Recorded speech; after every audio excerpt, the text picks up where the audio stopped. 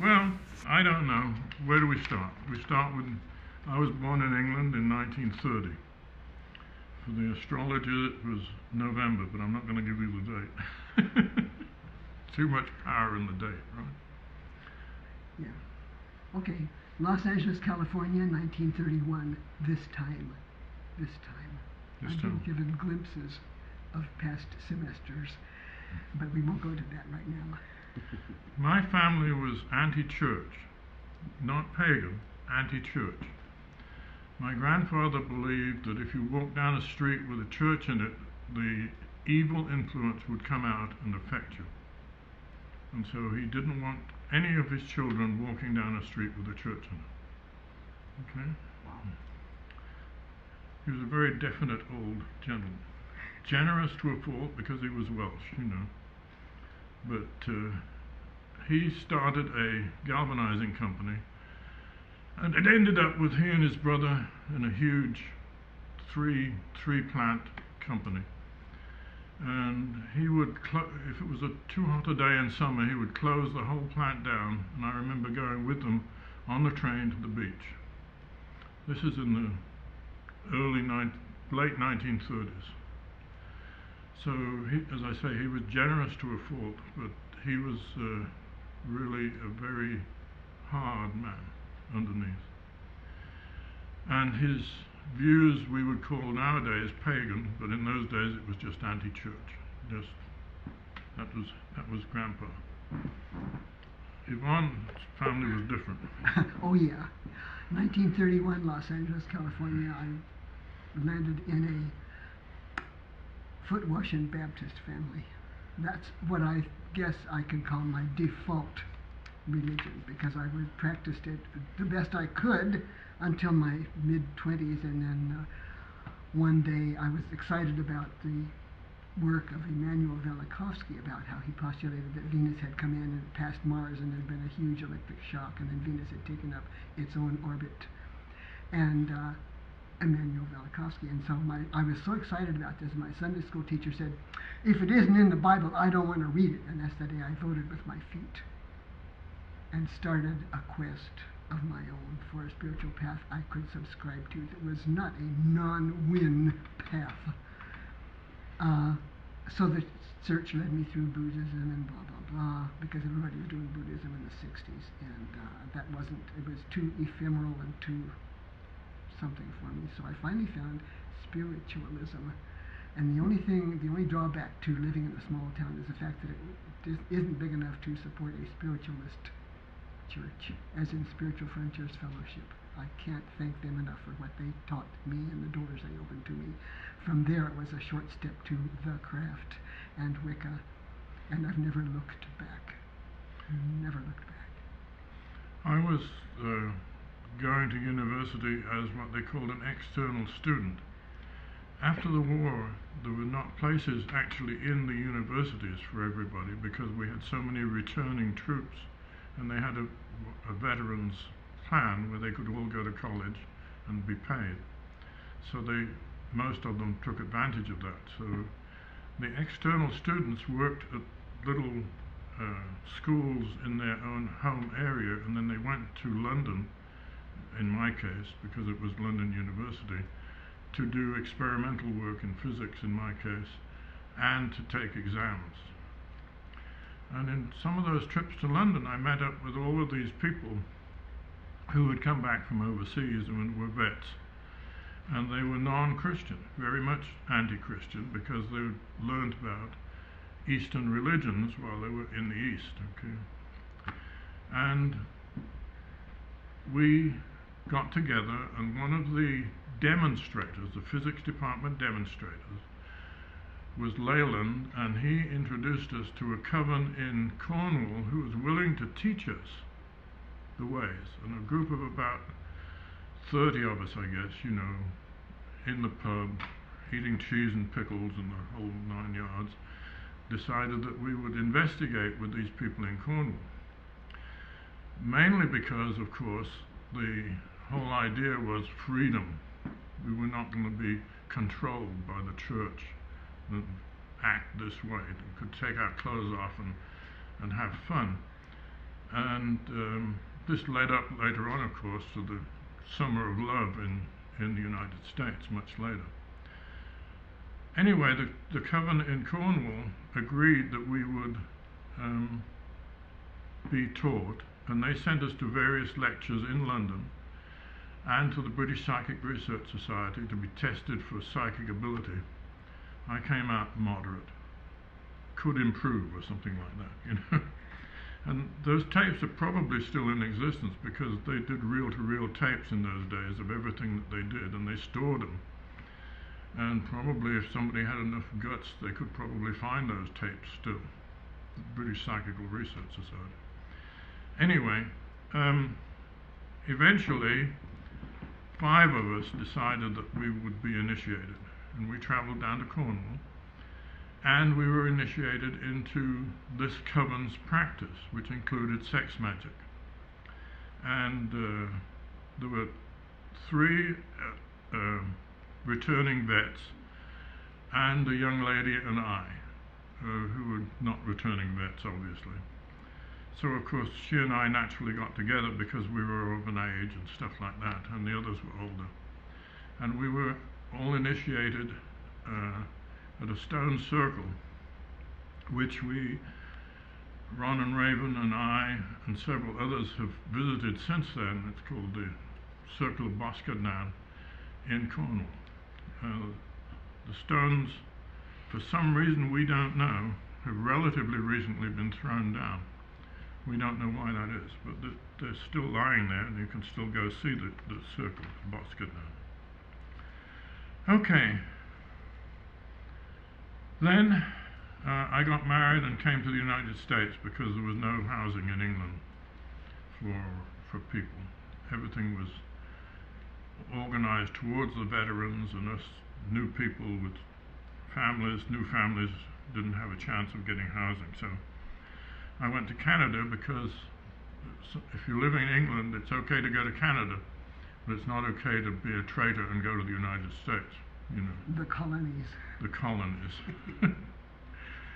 Okay, so for that next quite long period, 10 years or so, I was not involved in witchcraft or spiritual development of any sort because I was busy making a living in aerospace. And finally, when the Canadian government shut down their aerospace programs in favor of the St. Louis Seaway, they took the money from the aerospace and built the Seaway instead. I moved to the United States, North American Aviation, the Aeronautics Division, where I met this one. The guides pushed us from square to square on life's great checkerboard until we finally met in our late 30s. Okay. So we had a common interest. I visited her little church of Spiritual Frontiers, and she was annoyed that I could do many of the things. He could instantly channel and instantly see things behind his eyelids and all manner of stuff, and I was still sitting there trying to have an experience. It still doesn't happen. I meditate, and they somehow the guides don't let me. Yeah, but you get information. I get information. Yeah, somehow. Anyway, in witchcraft in the United States at that time, things were pretty negative. People were busy sacrificing animals and tipping over gravestones and doing all sorts of things like that in the name of witchcraft. They were doing Theban runes. The worst of those was that in one case they took their counselor out in the woods and sacrificed him. To gain power. To gain power. As if there weren't enough right here to do anything we need to do. What year was that? 67, plus or minus, because we were, 68 maybe. No, I think it's before that, but I don't know. Somewhere in there. Let me look. That was in Colorado, I think. That 69 was Joe's birthday. Yeah, 68 is good. 68. Okay, in the meantime, I had been European representative in Munich, Germany, and I worked with the German Zauberers, the sorcerers. And that was an interesting interval of time where they taught me a lot about handling power and what not to do. One interesting occasion, we called down Mars into a statuette, or they did, and it blew up, just like a bomb.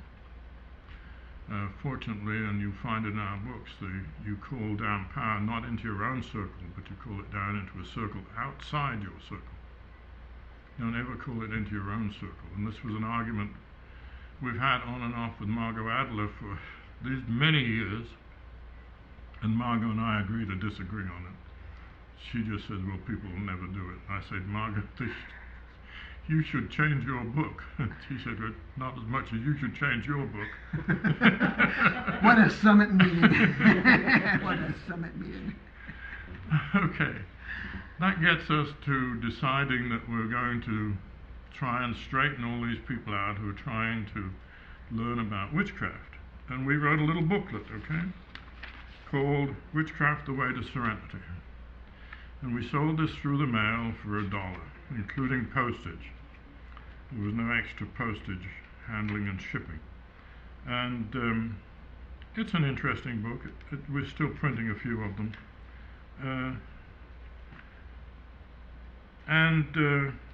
From this, we started to get students. Correspondence? By correspondence. We From all over the decided world.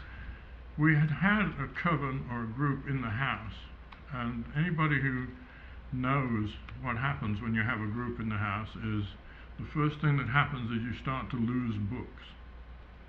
So I lost some what I thought were very valuable, irreplaceable books by having people in the house. Especially as I was traveling a lot in aerospace. I was international sales manager for Emerson Electric, and I crossed the Atlantic 33 times one year. And the only reason it's an odd number is that I came back through Japan and India 7 or 9 times, something like that. So that adds up to an even number, so I got back. Yeah. I remember coming back one time from Australia. To St. Louis. Qantas had changed the flight so that we could actually see the capsule come back in. The first demand thing, it was late July 1969. That is a clear date in my mind. He landed at So I St. Louis. got to the airport, and here's Yvonne waiting, beautiful wife, you know. And I said, I saw the space capsule come. And she said, my water broke. My water broke at 4 a.m. Let's go. Yes. And I got to work the next day. I wanted to tell them about the space capsule, but they all wanted to know how the baby was, you know. So that was a lost thing. Okay.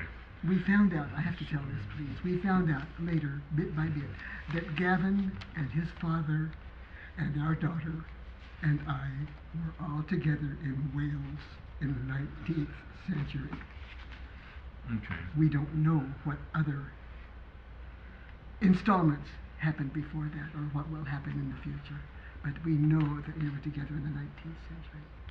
Okay, to get on with the bit that you've all been waiting for. In 1967 or 68, we put together the draft of this book, which got published in 72. Okay. This is an original copy, and if you have them with the red end papers, remember they're extremely valuable because the company who published this promptly went out of business. They promptly went bankrupt. So there were very few copies of this actually printed. In fact, as far as we can tell, only about 2,000 of these were printed on the original run. That's not an exact number, but it's somewhere in that region.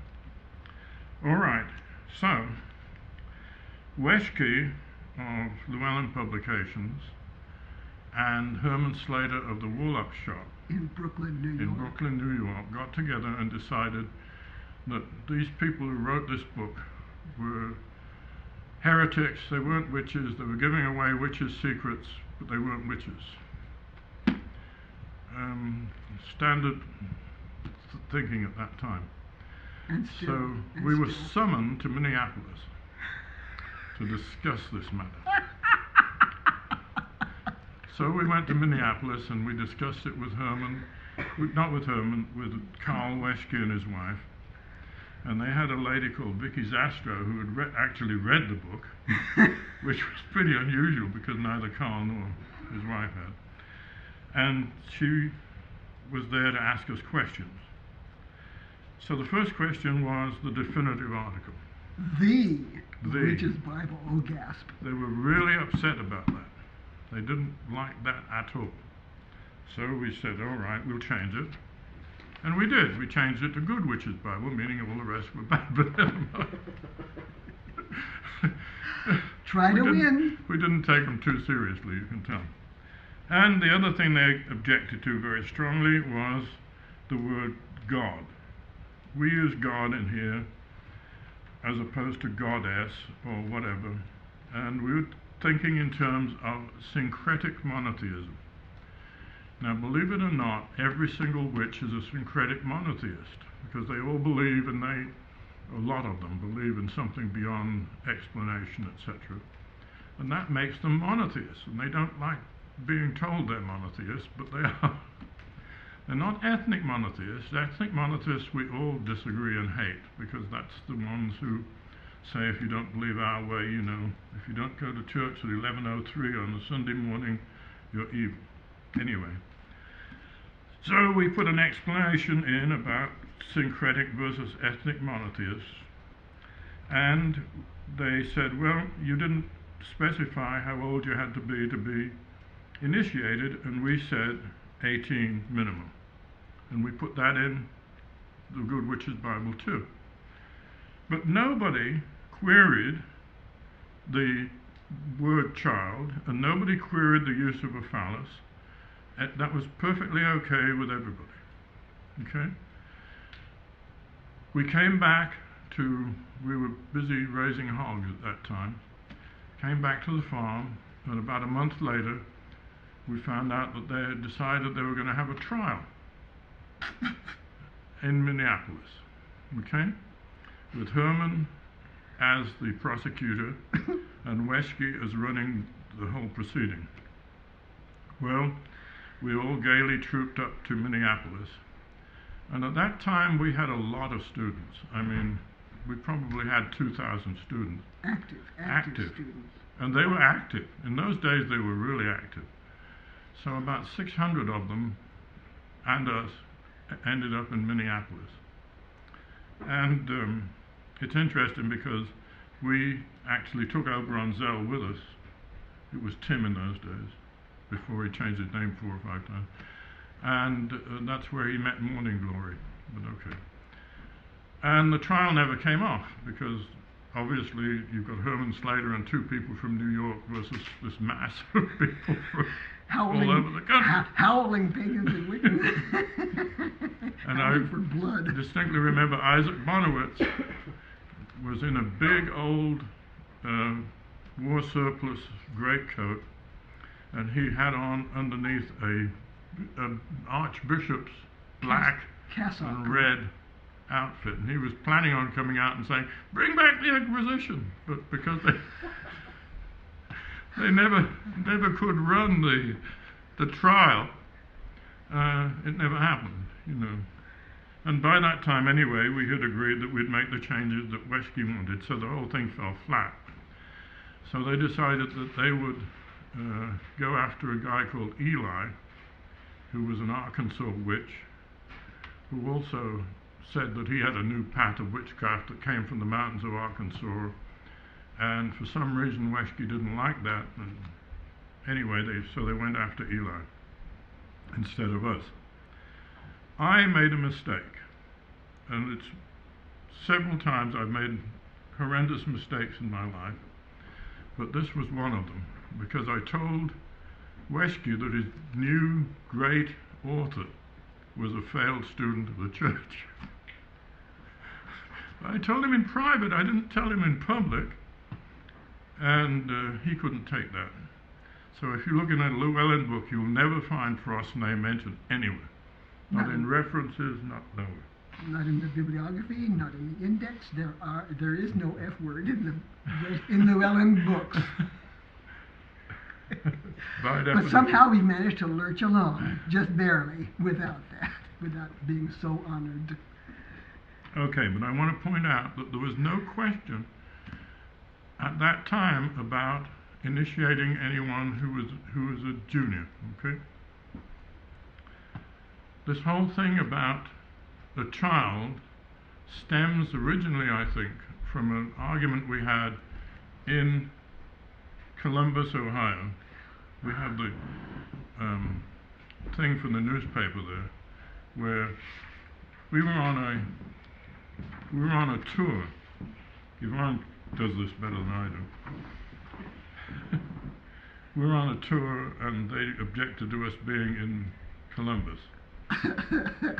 It was already the home of weird, but we just thought we'd add a little sprinkling on top. But they didn't want our type of weird. Anyway, that's of course where they finally decided they would burn us in effigy in, when was it? 5 years ago, something like that. And that fell through because nobody would attend their Witch's ball. Witch's ball where they were going to burn us. Okay. Is that what It was A.J. Drew? Yes. Yes, That was a Drew thing. Yeah. But a lot of the arguments that have since come down stem from that. One of the problems I have is that I don't suffer fools gladly, I'm afraid. I tend to laugh at them. And my usual suggestion is scrape it off your shoe and get on with your life. Anyway, the school was carrying on happily. If you want to get the next sheet over there, yeah, both of them. Let's do them both. Let's start with this one. Okay, take them both. Right. The school was carrying on happily, and Yvonne and I retired. We decided we'd had enough of it, and enough of the bullshit. Forget it. So we elected a new church into the leadership, and we were about to do that again, so the new church had better beware of this might happen to them. A local priest in Dimmitt, Texas, Of one of the conventional religions. got a bunch of teenagers upset, and they went out to the farm of the new church leaders, and a young lady was shot and killed in the farmyard. And it was proven that the shot that killed her came from inside the cab of the truck she was riding in. Fairly obviously what happened was the guy took his gun off the rack and it fired inside the truck. Nevertheless, they went to trial. They were found not guilty. But they were, yeah, Go on. the civil thing afterward. There was still more fallout. The parents sued for being an attractive nuisance. Running an attractive nuisance. That's the old thing about the railroads with the turntables. That if you have a pool or a turntable or something, it has to be properly fenced so kids can't get in, etc. They lost. And this is a warning to all wiccans that if you get involved in some lawsuit and can be proved to be an attractive nuisance, and that somebody is damaged because you are an attractive nuisance, you're going to suffer. We appealed to the community, and it was a relatively large community then, for help with the Stones because they lost everything. They lost their farm, they lost everything. Not one penny was forthcoming from the community to help the Stones. Nor a word of support. Nothing. No letter, nothing. And that kind of disgusted us one more time. Okay. I don't know whether to return to the argument about child or carry on. So, yes, I think return to the child, and we talk about the context again, where the original, how you learned of the ritual. Okay, as we said, I was initiated in Cornwall with a coven. Now, I've forgotten the date. I'll have to look up the date for you. 60, something like that.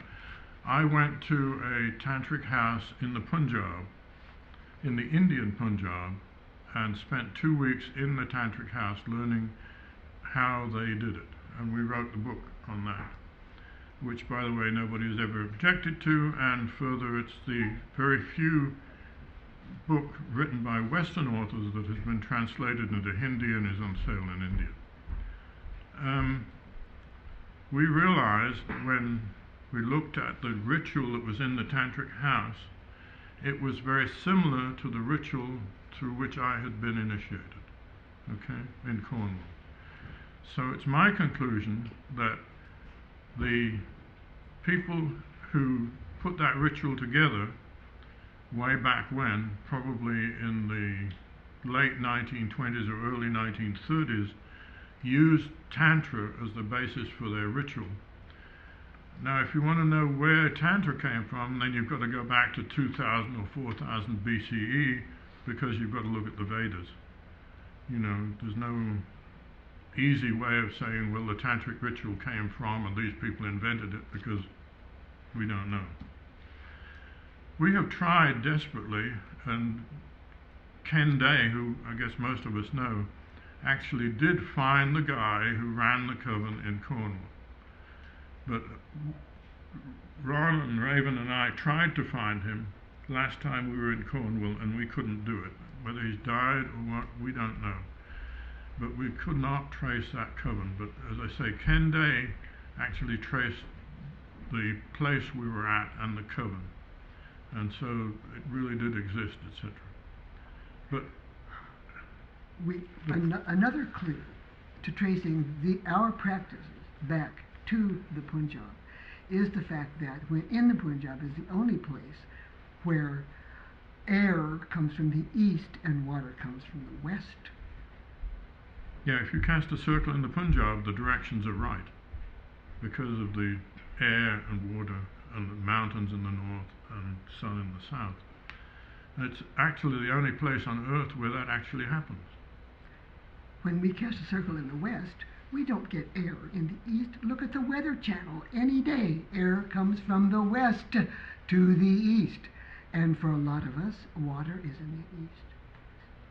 Because the Atlantic is in the east. If we lived on the west coast, we could put water in the west, but then we have a problem with where to put air. You know, the usual thing. And if you put earth in the north, what are you standing on? You know, it makes no sense, because you're standing on the earth. So where is earth? Right there. Okay? Just as spirit is there. So then you're stuck with, well, what am I going to put in the north? Well, the people in Tantric House put time in the north. Old Father Time, white hair, etc., etc., you know.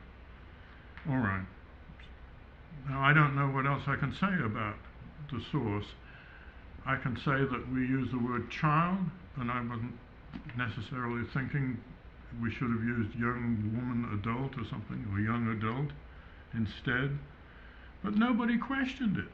That's the thing that gets to me, until suddenly somebody puts porno on their computer and it's our fault.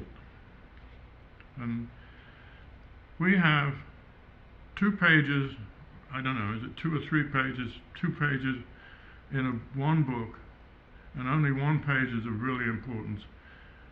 And of the 20 books we've written in 5 different languages, that's the 1 page that they pick up. You know. We've been at this for 46 years, and it's taken them 46 years to find that page.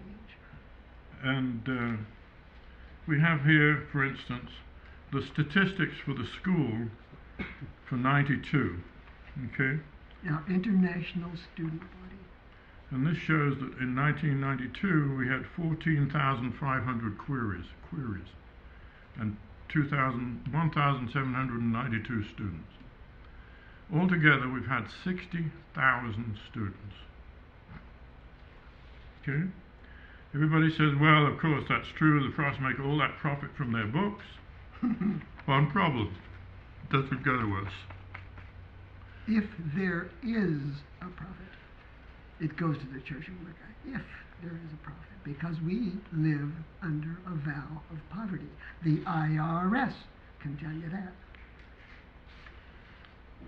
Okay, what else? Well, yeah, here's the vow of poverty for the royalties. Yes, notarized and all. I think the other couple of things we might want to talk about is the fact that Wicca would not be federally recognized if it wasn't for us. We helped in a case of Detmer versus Langdon where the federal judge declared Wicca a valid religion. Butner said Wicca deserves all of the rights of any other religion. And that was based, guess at what? On which book? This book, The Good Witch's Bone. So Butner didn't have any problem with it either, and he's a federal judge. I'm at a loss. Yeah, this is the recent events have rather bewildered us, but maybe someday we'll understand. So if you could rewrite that book. Why? Well, we have rewritten that chapter. In fact, I have a copy of the rewritten chapter. But nobody wants to publish it. An explanation then of the intention behind, because as people are reacting to that, could you speak to that? Well, the intention is that nobody under 18 gets initiated. Okay, and as I say, the use of child is maybe a mistake, but it was nobody, until this latest furor, nobody's ever said that. That's the funny part about this whole thing, you know. And hundreds and thousands of people have read our works. You have there, for instance, the comments of the poet laureate of Mexico, saying what a great thing it was, you know. I am just a child. I am just a child. The poet laureate of Mexico. I feel that even when I reach the young age of 95, I will still be just a child. We're all on a learning curve. We're all lurching along, trying to understand. And some of us are trying to get the most mileage out of each semester in school on planet Earth, in this big, untidy campus. Some of us are learning. Some of us are refusing to learn. Those of us who commit suicide are just playing hooky. They'll be back. Are there some questions out there? How about some general questions? Sure. Any day, yes, please. This is just individuals that sent me questions. So, very general. What do you consider to be your greatest gift to the pagan community? Getting it recognized. Federal recognition, so we can be true to our belief in this sorry nation. It is not Abrahamic, and there are people we're offending. That means we're doing our job. And by the way, we don't think that all Wiccans should agree on everything. We think positive dispute is good. But when it starts attacking people, that's wrong. Yeah. Right. If you don't like idea A from me or idea B from me, suggest a better way. This is not about character assassination. That's not really spiritual. Right. And we say specifically in the old book, before it was even modified, we say, if I can find it, of course, knowledge does not come from books. And if you don't like it, do it your own way. Okay? Just a minute. I must be able to find that. I never can find anything. What's another question? We can go on while you find it. While you find it. Who or what was the greatest influence in developing your spiritual path, and why? The greatest. The greatest influence was the Coven of Boscadan in Cornwall. A guy called Graham Howe, who nobody remembers anymore, wrote The Mind of the Druid. Mind of the Druid, which you can still buy because it's been republished. I still can't understand it all, but still. Yeah. Talk about getting stoned. And my greatest influence, the door that opened for me, perhaps most importantly, was the spiritualist church that began everything and made the rest of this possible.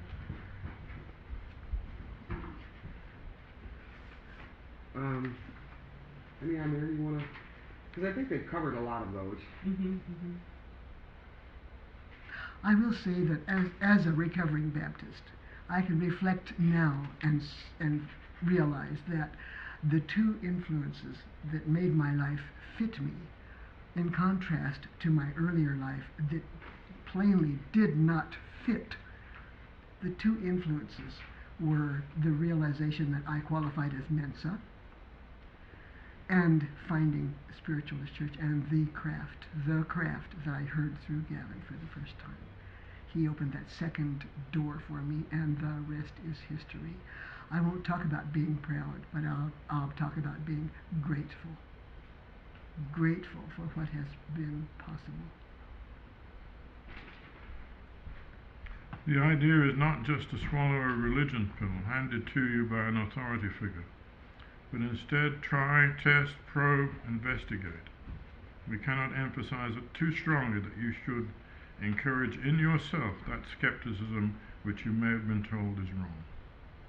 The only way to come to the truth you can really believe in is to find out which you believe, through the thoughtful elimination of errors and through finding new, older, better ways.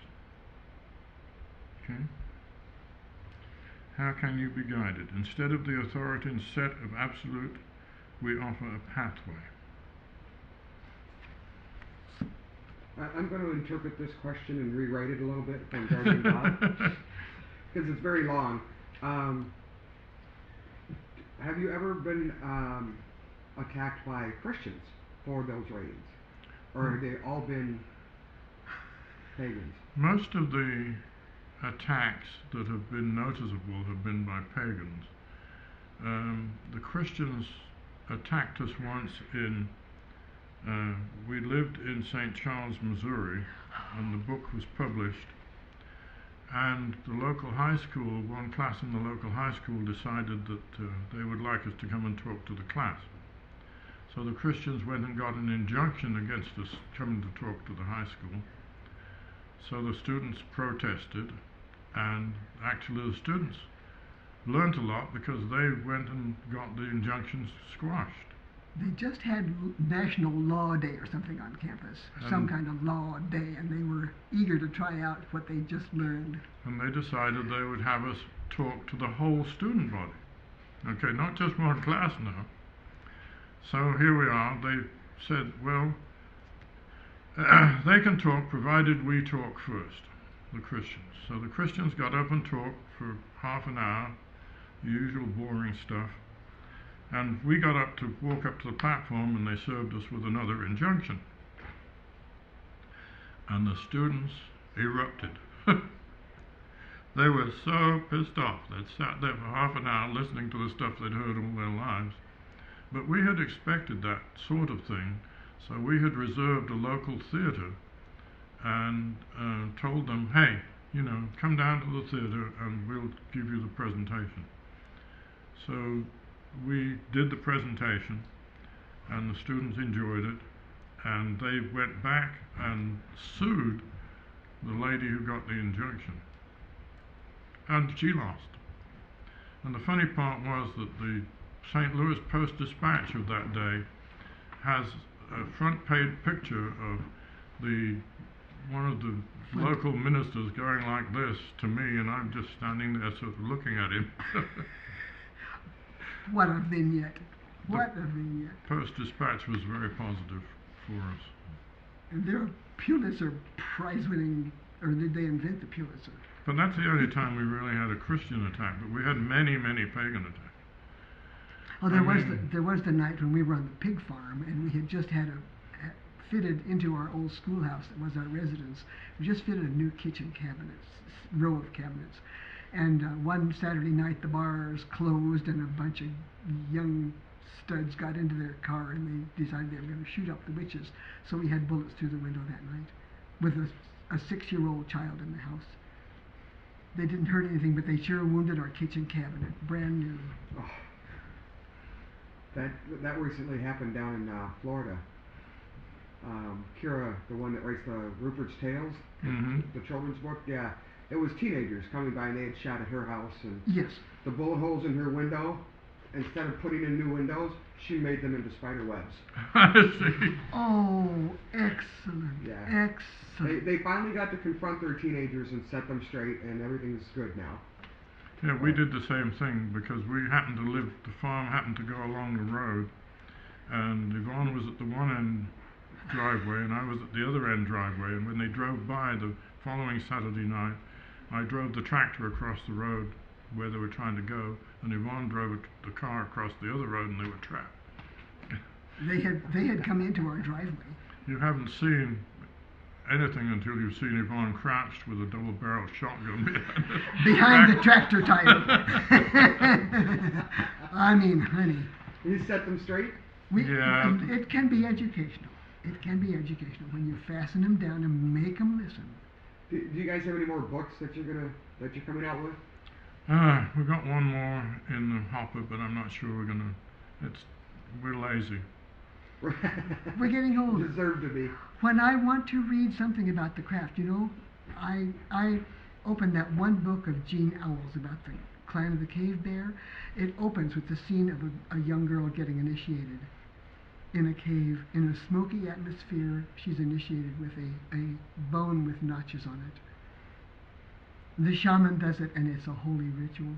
And we still do it. The clan of the cave bear. Yeah. Not the movie, the book. The book. One of the books, and the title escapes me. If you look at the books we've got over here, madam, don't you think we've done enough? Would you like me to, Yeah, I'd like you to pan through them. Yeah, there may be somebody we haven't offended. Yeah, there are 20 books in 5 different languages.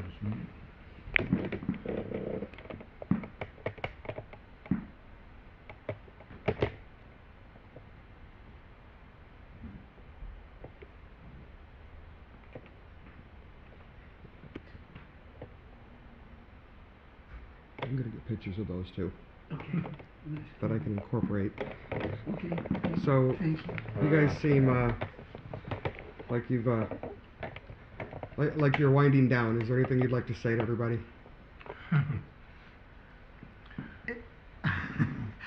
I'll be very soft.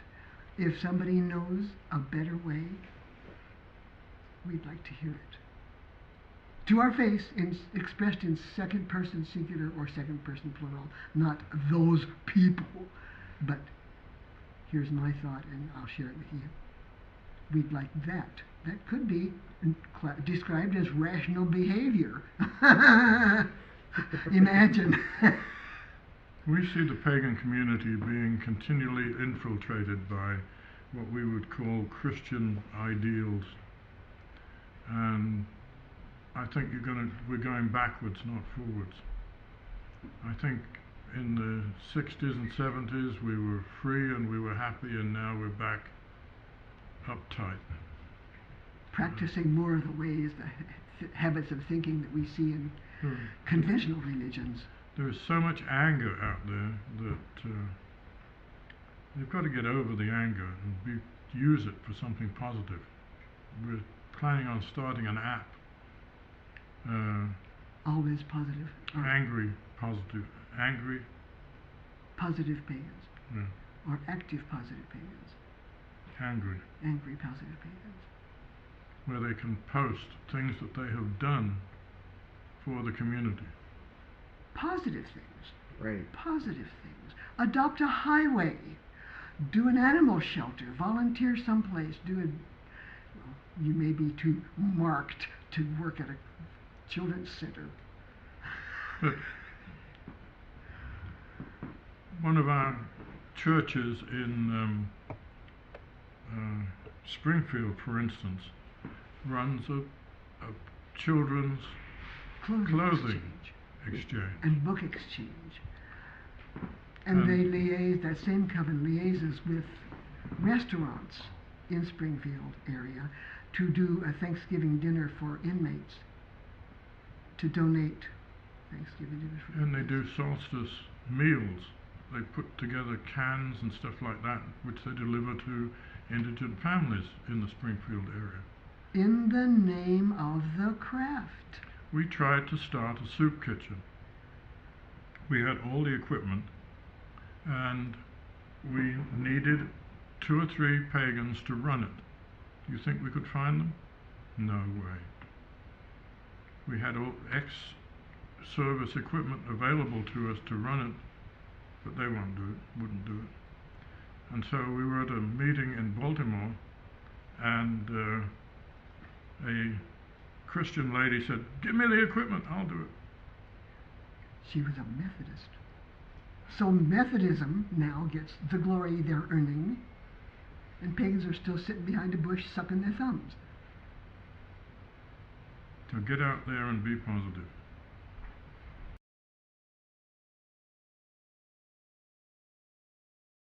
The rituals in the Witches' Bible are not our creation, they're history. Right. They're from a coven in Cornwall who got it, in our opinion, from the East. But we can't prove that. Right.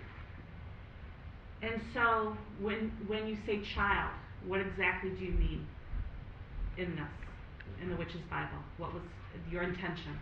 We mean somebody who is not aware. You read the piece from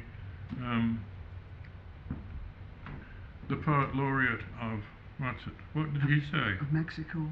Let me read that, I love it so. May I read it? I'm 93 years old and I'm still a child. When we mean child, when we write child, we mean it in the sense that the poet laureate of Mexico meant it. Here's what he wrote, dedicated to all the children. My name is Chiapas, which means, grandfather of peace. The name was given to me by the Indians of my land, and I hold this name with pride. In my many years of existence, I've never felt more like a child than I do now. This new world which I've embarked on has made me feel like an alien in my own land.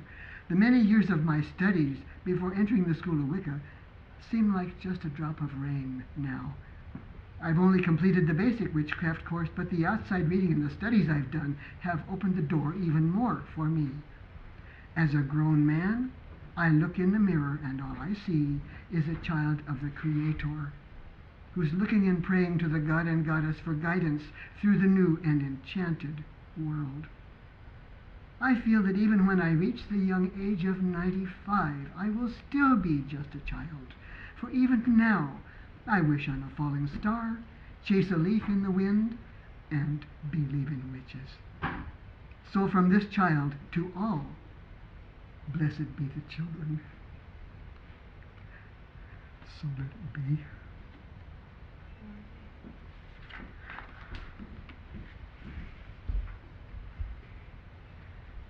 So in this book, can you speak to that part where it says when a child develops to a stage where the physical attributes of reproduction are present, he can become a full member of the coven? Could you speak to that in the context of what you think? No, you're taking it out of context, because if you go back about 3 pages, it says specifically has to be 18 to become a full member of the coven, to be initiated. And we say in many of our works, whatever you do, in circle or out of circle, whatever you do in the name of the craft, never, never break a civil law of the land. Never do any illegal act. We know there are people waiting behind every bush, waiting to leap up and scream, "Look what the witches are doing! Look what the witches are doing!" We know that for a fact. So we say over and over, do not break a civil law. Has any of your initiates ever questioned this of you? No. Have they ever asked? No initiate of ours has ever asked about, has challenged our definition of age of accountability or age of choice.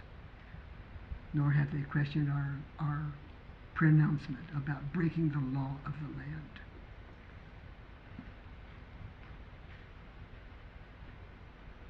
That's it. Have you ever initiated somebody? What's the youngest age you've ever initiated? That's a good question. The youngest, 24 or 25? the youngest age of an initiate. I wouldn't know. We have a problem here because we've had 60,000 students. And yes, I remember most of the initiates, but not all of them. But I would think 24, mid-20s, because there's no, me personally, I need a mental connection, or what Raven calls a heart connection, with somebody we're going to initiate. And I don't get that with very young people, you know.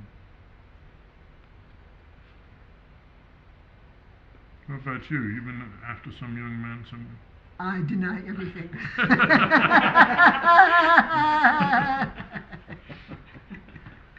I deny everything.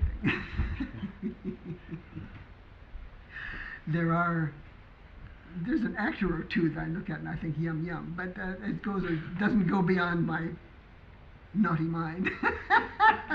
It would, but it never mind. No, never mind. Turn over and go to sleep. Are you guys up to doing the tango? Say that again. Are we up to doing the tango? No, I can't tango, but these two can. Ron and Raven can. And they can say where they learned it. Yeah, we're ready to hand on that baton.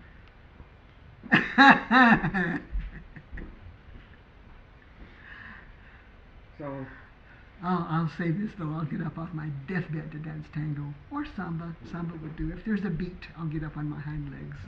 It's so much easier when you know no shame. sing me a song. Oh, yes, okay. Ron, could you reach in the briefcase there, in the upper flap and the back one? Yeah, 6 minutes. Near again the burning. Oh boy. We ought to get Raven to put it on the harp at the same time. Not cold without a rehearsal. Okay, here's one verse of a song that came to me through me on the Ocracoke ferry a long time ago. Sometimes the guides open my head and put something in, and it comes out. It's not my own creation, so I won't claim credit for it, but the guides use me sometimes, and here it is. The title is Ne'er Again the Burning.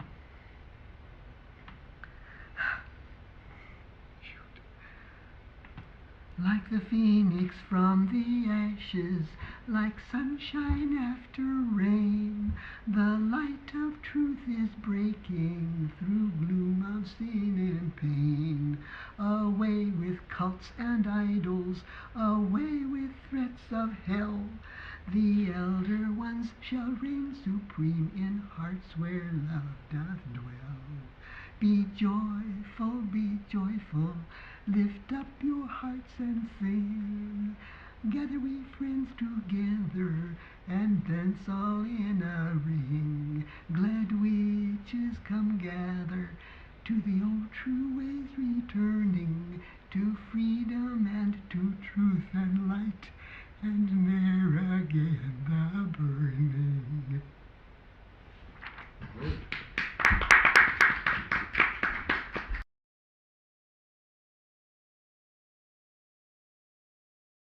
Well, how it came up was the context of the time period that he wrote the book. It isn't a ritual that he wrote. It's a ritual that he has recorded that goes way, way, way back to pre-industrial times. But the time period when he wrote that book, the Summer of Love, people didn't have quite the number of hang-ups and concerns and worries about sexuality that we have now. But he never intended it to be about 12-year-old girls. No, never. No, or boys either. Can you say that in a whole way so it's not me saying this? I think the key to this business is that if you want to initiate somebody, you have to put them through a pretty good course of instruction. Nowadays, it seems common that you say to somebody, come down on Friday and we'll initiate you. Or do a drive-through. Oh, it's a drive-through initiation.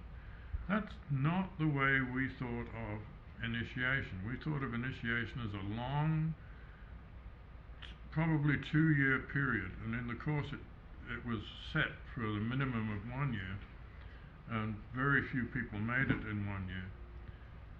But they had to be an intelligent adult, if you like. But using the word adult is wrong too, because now we don't know how we define adult. It used to be 18, now it's 21, now it's 25, I'm told. But if you go back to these societies, and as soon as the lady had the first period, or the first moon time as we prefer to call it, then they should know all about sex. And they probably should go through a sexual ritual. And one of the things we don't do, and it's coming back gradually, is a puberty ritual. People are calling it a blood ritual, and I hate them calling it that. It's a puberty ritual, both for boys and girls. You know, we've got covens out in Colorado who are doing a very good one for the boys, who seem to be forgotten in this. Yeah. We've heard of bar mitzvahs and bat mitzvahs. We haven't heard of teen rites for Wiccan pagan children. And we want to bring back sealing and blessing for children. Infants are newbies, which is as much a sealing and blessing of the parents, the responsible guardians, as it is of the infant itself. Our group of churches, small though it is talking about the fact that the sealing and blessing is the promise of the community to look after the child. The initiation is the promise of the child to the community. And see, I use the word child again, because the person is not yet initiated. And child, in this case, in this context, child is almost synonymous with candidate. But the rituals that we're using, they're fully described in here, okay? And if you want to burn a book, you better burn this one, because this is full of sex, okay? And this book fully describes my initiation into a coven and exactly what happened. And the thing is, the ritual that they used goes back to the Vedas. It goes way, way back. And should we change it? I don't think we should change it. People are very fond of changing things. The society, the pagan society, is so uptight now that they've even changed the charge to the goddess. Yeah, made it smooth below the waist. They've taken out, we'll have a party and do a little sex after, and that's in the charge to the goddess, as a sign that ye be free, ye shall be naked in your rites. That's not in it for most people, because they've never read Aradia or Leyland's work. And so that gets me in trouble again, because I say, why don't you read the original and see what you're doing? And don't change it. You don't have any right to change it. To tidy things up.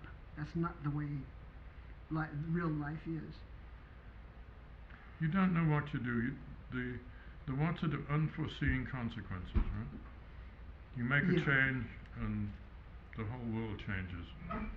We can start Ravenoff and she'll talk for forever about people meddling with the food chain.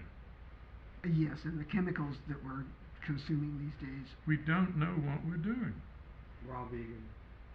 Yeah, raw vegans, yes. Raw vegans have a point. Look around you. Look around you. Can't wait to see the baby. So, when the ritual was originally written, can you talk about what was happening? If you think it was written 2,000 years ago, talk about life expectancy and when a person was expected to marry. Okay, life expectancy we don't know. And the reason for that is very interesting in that the younger the bones, the more rapidly they decay. So the archaeologists can't really tell you what the life expectancy was because all of the young bones are missing. Okay? And there's a tendency to say that the life expectancy was very low. But we find that there were people who had operations on the head, trepanning operations, who recovered from it. Skull repairs after battles, for instance. And they recovered from it. So that says they were quite old, and some of those bones looked like the people were 300 years old. But fertility was very important to those people. Although life expectancy is the wrong thing to look at because we don't know what the life expectancy was, we do know that people did tend to die early, but we don't know how many. It's like how many witches were burnt. Some people say 100,000. If I include heretics, I can get it up to several million without even trying.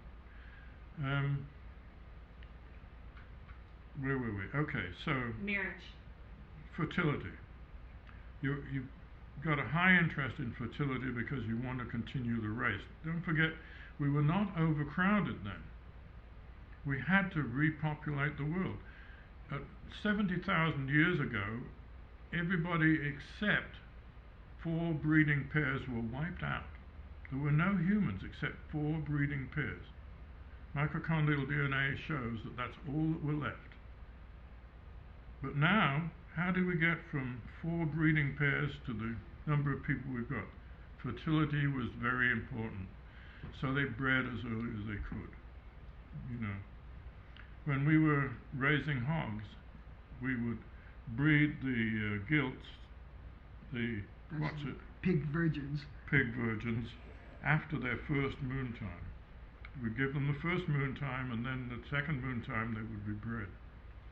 And I'm pretty sure that's what they did with humans. We know that from certain tribals, especially in Africa, people are still doing that. They're still breeding the girls. They give them 1 moon time and then they breed them because of fertility. They need the people. And there was no such thing as a death sentence for a crime. The person would be shunned or ridiculed, but they were still counted as a valuable member of the community because their contribution was necessary if the community was to survive. It's interesting. That thinking persists in some ways to this day, even in this culture. The old English laws, or the old Welsh laws, the laws of Hywel Far, said that a noble can marry a commoner provided she's had 2 healthy children, provided she's a virgin and has had 2 healthy children. That virgin meant a virtuous woman. It didn't mean intacta, it was an entirely different meaning. But the law is still there, and the Welsh say, that's the law. So far as I can remember, the word virgin does not appear in what we call the biblical book of Isaiah. The word there is young woman.